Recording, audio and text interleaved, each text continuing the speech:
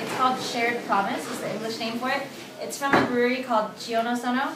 So Japanese words are very long and they're lots of syllables, but if you say them slowly, it's all it's phonetic and it's all like monotone. So you'll always pronounce it correctly. Like people freak out when they see Chionosono because it's so long, but there's no other way to pronounce it if you speak English. So if you sound it out, you'll say it correctly, and you'll really impress people. So, but you might not remember it. So it's called Shared Promise. And this is a sake from Kumamoto Prefecture. A lot of people know the word Kumamoto because of the oysters.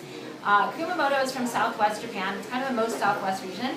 And generally, this area is known more for making shochu, which is a distilled spirit. So there's not a lot of sake made here. This is actually the only sake from Kumamoto that's exported into the US. So it's kind of a special opportunity to try something from Kumamoto. One quick thing about regionality is that there's no appellation system with sake. So like beer, sake should taste the same every year as it's brewed. And so they can't be at the mercy of like, oh, there wasn't enough rain to get the kind of rice that I need to make. So they just can get ingredients from anywhere they want in Japan.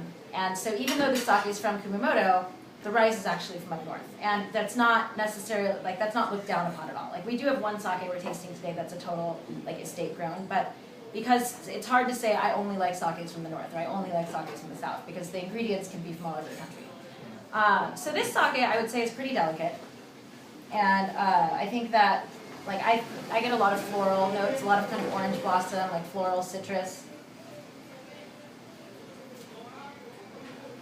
I think that with sake, it's kind of hard not to spit because so much about experiencing the aroma is there's the orthonasal tasting sake and then retronasal, which is like kind of how like experiencing the aroma when the sake is in your mouth, which I think is very important, and then the finish. So I think it's more powerful than you would expect. Like I think it's got some nice kind of white pepper and spice in the mouth. So I would say that this is definitely it's a little more of a mineral-driven sake. It's not so fruity. We're going to taste a pretty fruit-forward sake compared to this, but I would say this is a little more delicate. Orange blossom, white pepper, minerality. What do you guys think?